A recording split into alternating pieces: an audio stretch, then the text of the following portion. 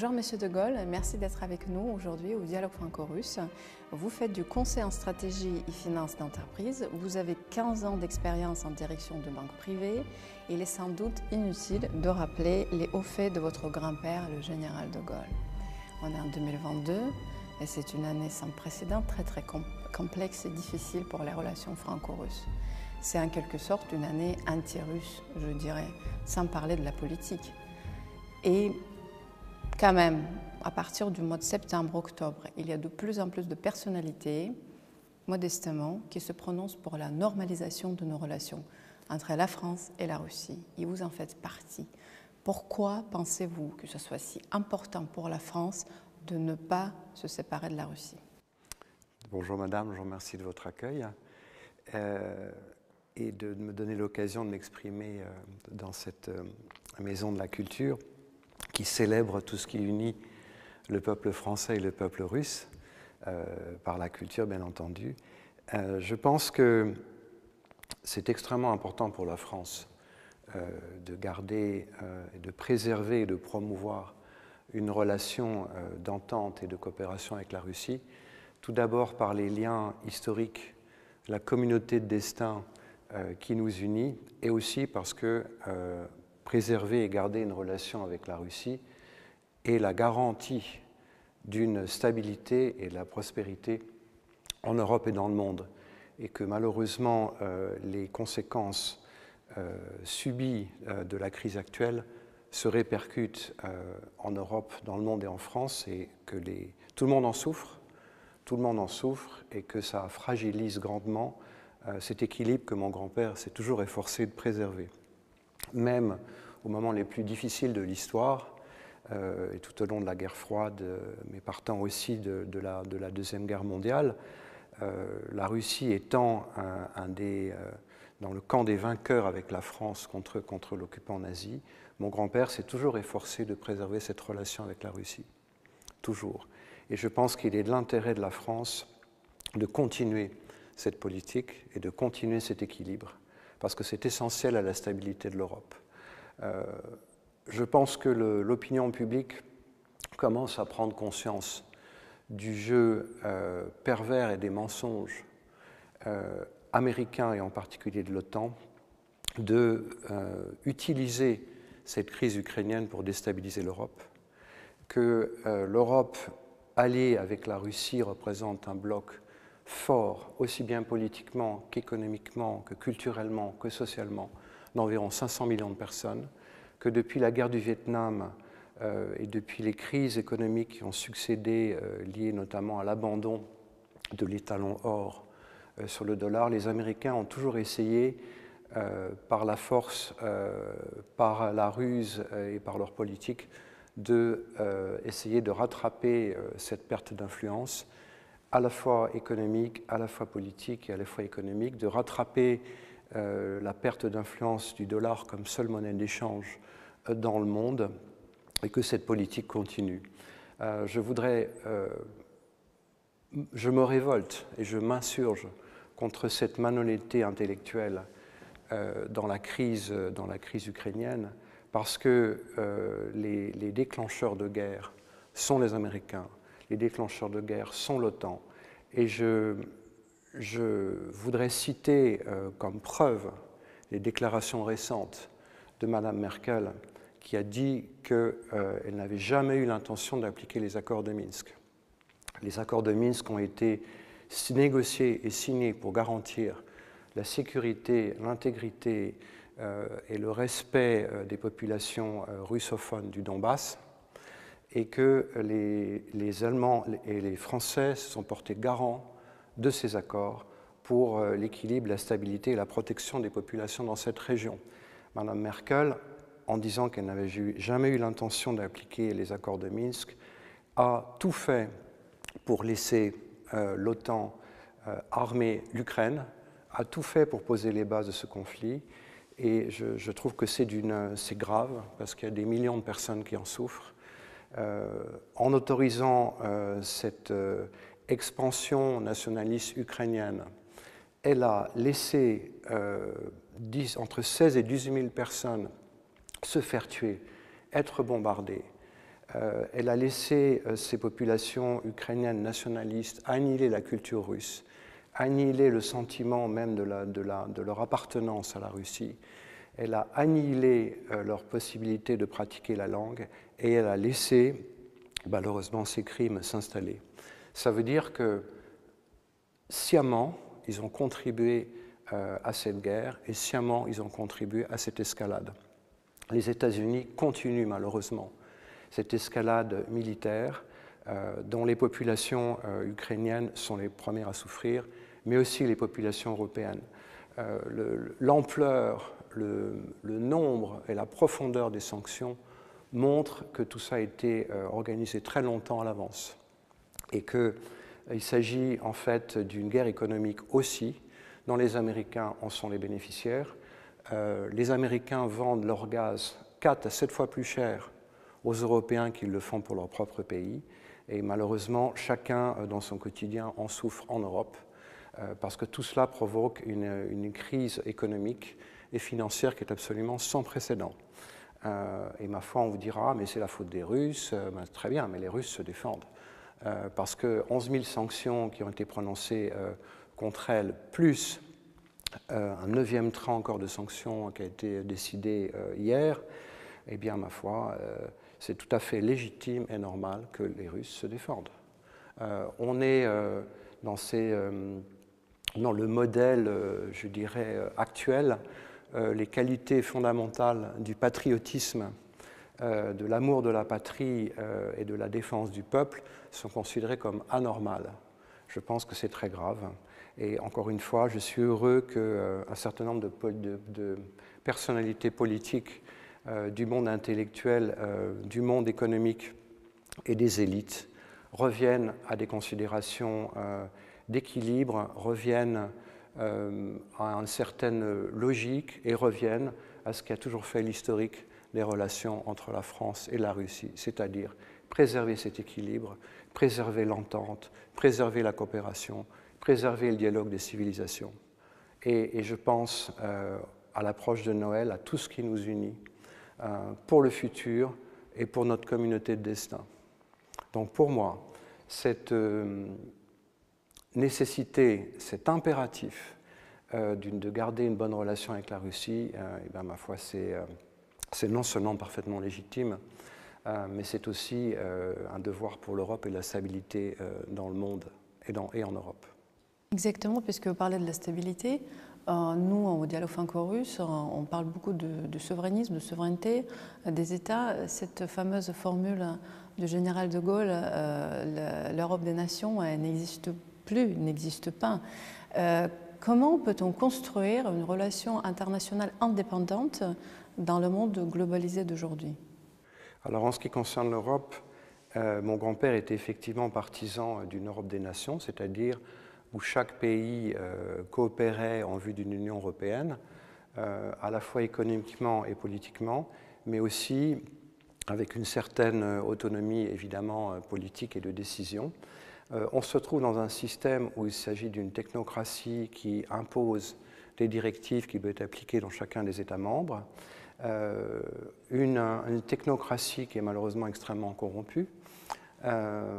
On parle plus maintenant à l'époque, mais lorsque la présidente de la Commission européenne avait été nommée, elle a quand même laissé derrière elle une ardoise d'environ 100 millions d'euros de frais inexpliqués en ce qui concerne l'emploi de consultants extérieurs, de cabinets de conseil lorsqu'elle était ministre de la Défense. Ces questions sont passées sous silence.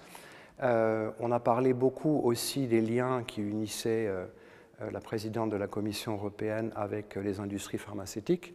Je rappelle que son fils travaille pour une entreprise de biotechnologie américaine et que récemment, en ce qui concerne les liens entre Mme von der Leyen et le PDG de Pfizer, par 2 fois le PDG de Pfizer a été appelé à témoigner et se prononcer devant la Commission européenne, par 2 fois il a refusé. J'aimerais bien qu'il y ait un peu plus d'honnêteté et de transparence au niveau de la Commission européenne qui édicte certaines lois, qui sont des gens qui ne sont pas élus, qui n'ont en aucun cas le respect de la parole donnée. C'est malheureusement le mal des dirigeants européens d'aujourd'hui. J'aimerais bien qu'il y ait un peu plus de transparence.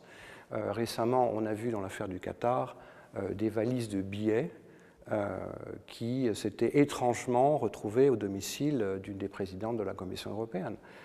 Donc, au moment où on est dans une crise majeure, une crise politique, une crise économique, encore une fois parfaitement voulue et orchestrée à dessein par les Américains et par l'OTAN, je voudrais encore une fois un peu plus de transparence et d'honnêteté dans le dialogue, et surtout le respect de la parole donnée. Encore une fois, si l'Allemagne, si la France, si l'OSCE, qui s'était porté garant des accords de Minsk, avaient respecté leurs paroles, nous n'en serions pas dans la situation actuelle. Le général voulait toujours poursuivre, et vous venez de le dire, la relation avec la Russie à toute époque. Et dans ses mémoires de guerre, justement hier, avant notre rencontre, je lisais les extraits de son voyage en Russie en 1944, quand elle a rencontré Staline. Et je me permets donc de citer: je notais à quel point le fait que la Russie et la France s'étaient séparées l'une de l'autre avait influé sur le déchaînement des ambitions germaniques. Face au danger germanique, l'action commune de la Russie et de la France était dans la nature des choses. Le général considérait la relation franco-russe naturelle. Il le répète à plusieurs reprises dans différents extraits de ses mémoires. J'ai envie de vous demander, est-ce que vous pensez que le gaullisme actuellement est encore vivant en France? Qui sont ces politiques, peut-être à votre avis, si vous pouvez les nommer ou pas, ou comme justement comme l'héritage du général?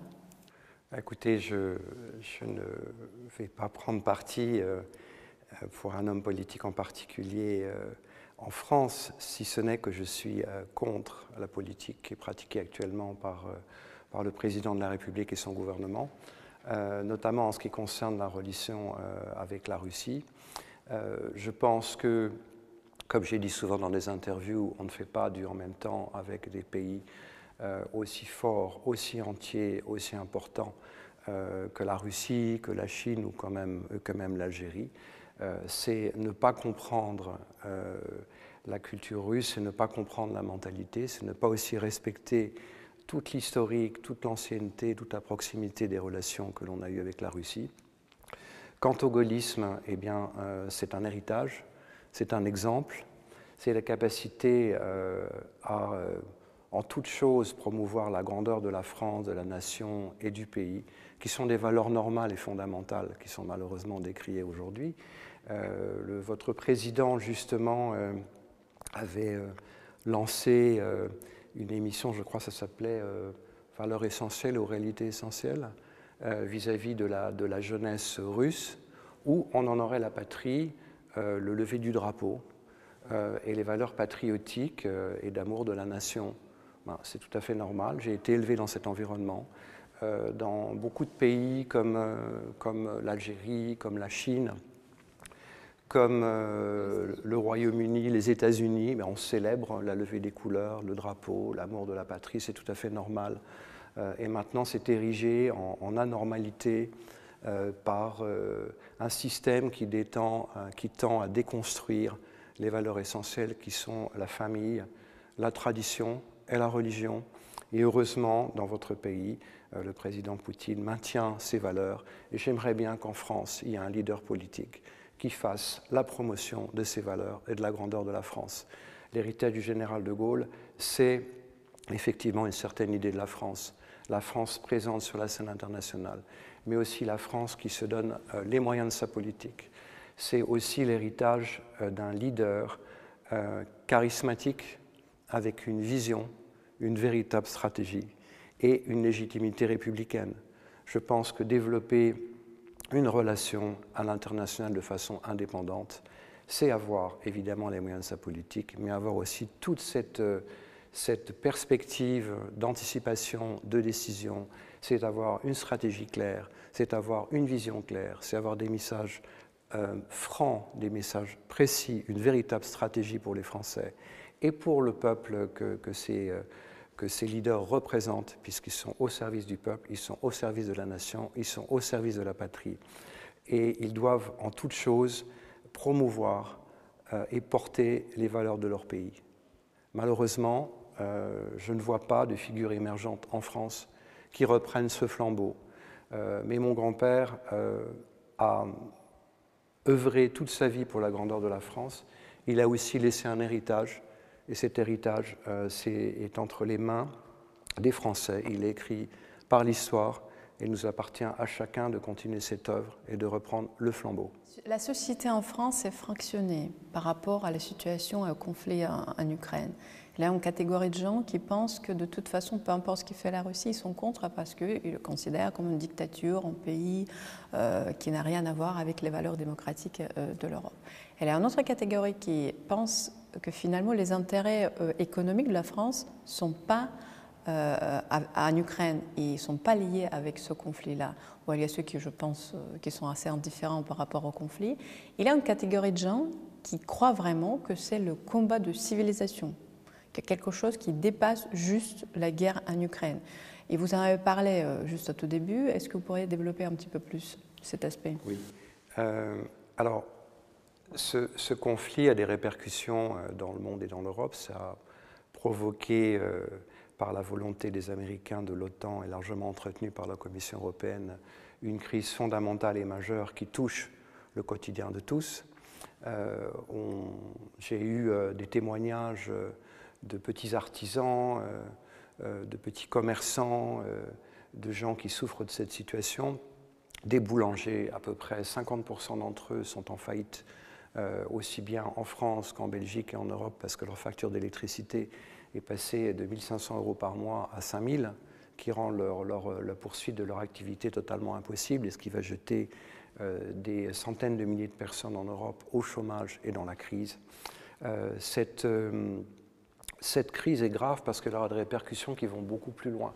Ce que, malheureusement, les journalistes occultent et la communauté intellectuelle qui catégorise pour éviter tout débat ou tout dialogue les gens entre pro-russes ou pro-américains ou pro-Poutine ou invoquent je ne sais quelle dictature, eh bien, il faut savoir que moins de 50% de l'aide qui est, enfin de l'aide, plus exactement des subventions qui sont accordées aux Ukrainiens, arrivent aux Ukrainiens. Il faut savoir que 50% des armes qui sont données aux Ukrainiens sont revendues sur les marchés internationaux pour alimenter les terrorismes, pour alimenter des crises politiques, des conflits, pour alimenter des révolutions. Récemment, le gouvernement ukrainien a publié un catalogue de près de 1000 pages d'armes qui sont destinées à être vendues en Amérique du Sud, en Afrique, dans les pays arabes, et qui vont alimenter le terrorisme partout dans le monde. Il s'agit d'armes lourdes et d'armes légères. C'est un des pays, malheureusement, les plus corrompus au monde. Je ne critique en aucun cas les Ukrainiens, mais je critique le régime. Le régime qui a été mis en place par les Américains en 2014 avec ce fameux coup d'État où Mme Nuland, qui est d'origine ukrainienne, tout comme M. Biden, s'est exprimée en disant « fuck the EU ». Pardonnez-moi, je la cite textuellement. C'est-à-dire qu'au mépris de toute considération, même pour les Ukrainiens, elle a instauré une dictature. Je m'insurge et je suis scandalisé qu'en France et en Europe, on fasse l'apologie d'un bataillon qui s'appelle Azov, qui utilise les mêmes emblèmes que ceux de la division d'Astreich. Mes parents ont combattu le nazisme, mes grands-parents ils ont même été déportés pour des raisons de résistance. Et pour moi, c'est absolument scandaleux que l'on fasse la promotion de gens qui ont massacré, tué, discriminé des populations dans le Donbass. En 2019 déjà, les déclarations du plus proche conseiller de ce qu'allait être le président Zelensky, Arestovitch, disait dans une interview de février 2019 qu'il fallait absolument faire une guerre contre la Russie, qu'ils la souhaitaient et que de toute façon, ils allaient recevoir subventions, armements, soutien de l'Union européenne, soutien de l'OTAN, et que l'Ukraine ne pouvait pas perdre. Les Américains ont d'ailleurs totalement trompé la population ukrainienne et le gouvernement ukrainien en ce qui concerne la victoire tout à fait, à mon avis, irréaliste de l'Ukraine dans cette guerre. Parce que de toute façon, le grand perdant de cette guerre, c'est la population ukrainienne elle-même, et aussi, par effet de conséquence, l'Europe, avec toute la crise dans laquelle elle s'est engouffrée de par la volonté des politiques. C'est très très triste en fait. C'est la souffrance de l'Europe, c'est la souffrance des peuples. Je crois à cette résurgence, ce retour aux réalités. C'est pour ça que c'est très important pour moi de dénoncer tous ces mensonges et toute la logique qui a conduit à ce conflit. Mais dans ce conflit, on essaie de nous faire croire que la Russie est isolée. C'est totalement faux. D'abord parce qu'il y a des gens qui sont conscients des enjeux et des réalités, à la fois en France, en Europe et dans le monde, parce que ces personnes sont chargées de rétablir les vérités fondamentales, de dénoncer les mensonges et de dénoncer la logique qui a conduit à cette guerre. Maintenant, je crois aussi au renouveau, je crois aussi à la reconstruction qui suivra, tout simplement parce que, et je reviens à ce que vous disiez de mon grand-père, on ne peut pas se passer de la Russie. On ne peut pas se passer de ce continent en soi, ce n'est pas tout à fait un continent, mais c'est en tout cas le plus grand pays du monde, qui, de par sa géographie, sa culture et son histoire, représente un potentiel économique, politique, industriel, géopolitique et culturel absolument considérable. La Russie, dans cette crise, tire parti, à mon avis à juste titre, d'une réorientation des centres d'intérêt politiques, économiques et financiers vers l'Est et sera un des arbitres de ce qu'on appelle l'Eurasie, c'est-à-dire un continent fantastique qui réunit à la fois l'Europe et l'Asie et qui verra émerger des nouveaux centres de décision. Malheureusement, l'Europe va rater le train de cette opportunité qui est absolument fantastique, sachant que l'Eurasie est un continent qui se suffit à lui-même. Alors, je voudrais aussi dénoncer dans ce régime des sanctions l'hypocrisie, puisqu'on continue à acheter du pétrole russe, évidemment on ne peut pas s'en passer, on continue à acheter du gaz russe, on continue à acheter des métaux industriels, 60% des métaux industriels sur les marchés mondiaux sont, je dirais, dominés par la Russie, on continue à acheter de l'uranium, et les Américains aussi, on continue à fournir, à acheter des aimants pour les réacteurs nucléaires de nouvelle génération, et heureusement on continue dans ce qui nous unit, c'est-à-dire l'art, les destins communs, l'historique et tout ce qui fait la communauté scientifique, tout ce qui fait les échanges de la communauté intellectuelle. La Station spatiale internationale se poursuit grâce à cette coopération qui va au-delà de ce conflit. Et c'est ce qui nous unit et c'est ce qu'il faut absolument continuer.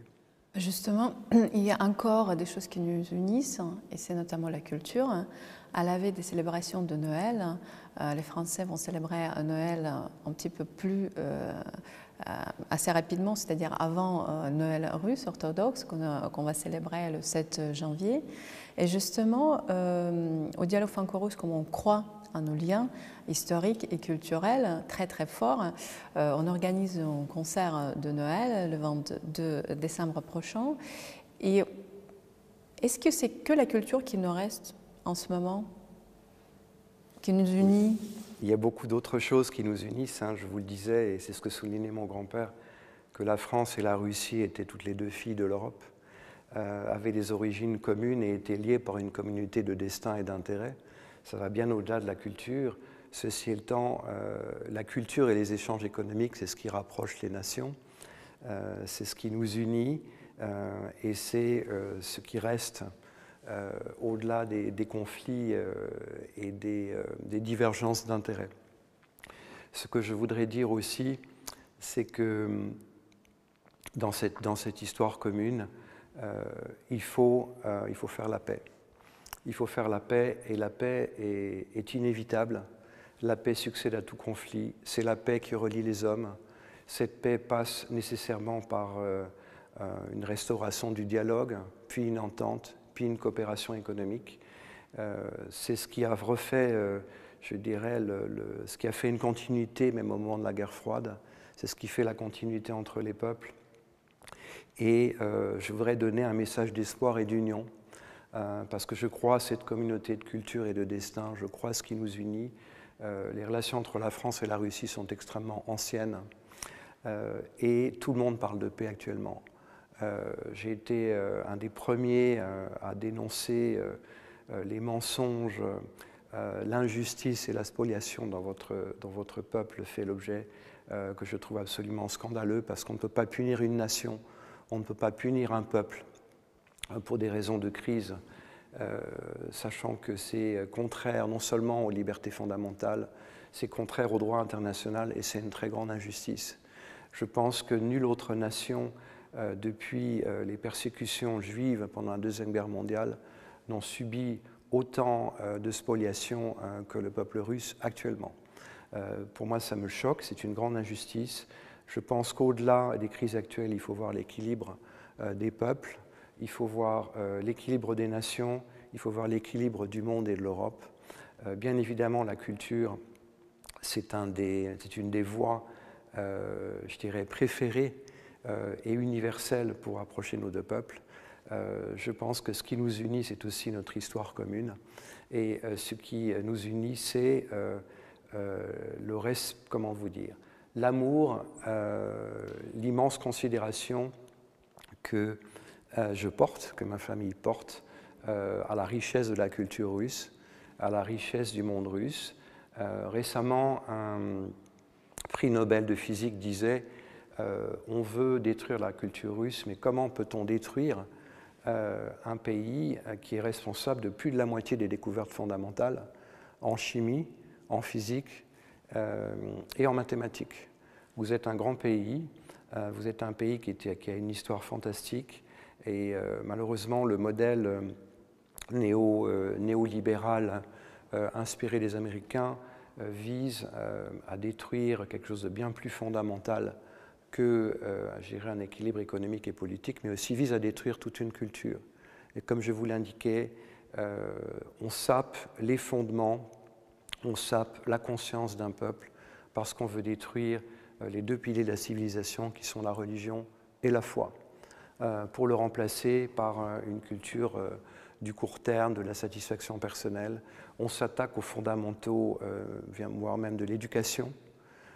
Et je pense que c'est quelque chose de grave et il faut garder ces remparts et c'est ce qui nous unit traditionnellement depuis longtemps avec la culture russe. C'est cette notion, je dirais, comment dire, un petit peu irrationnelle, un petit peu folle que Dostoïevski décrivait très bien. Et c'est ce qui fait la foi, en fait. La foi, c'est un des piliers de la Russie. Et je crois que Dostoïevski le citait, nul ne peut arracher aux Russes sa foi si ce n'est lui-même. C'est ça qui fait votre force et votre cohésion. C'est ce qui fait aussi la force des Français, c'est ce qui fait la force de chaque nation, de chaque pays européen, tout comme la notion de patriotisme, d'amour de la nation, la famille et la religion, qui sont malheureusement des valeurs qu'on tend à vouloir détruire pour mieux réduire la capacité des peuples, des individus à s'émanciper, qui visent à détruire leur intégrité et donc à mieux les manipuler, parce que ça aboutit à une perte de repères. Merci beaucoup, Monsieur de Gaulle, pour ce message d'espoir. On va poursuivre nos actions dans les années qui viennent, je dis bien des années qui viennent, parce qu'on aura besoin de ces relations fortes, stratégiques et cordiales entre la Russie et la France. Et parce que le dialogue ne doit jamais cesser.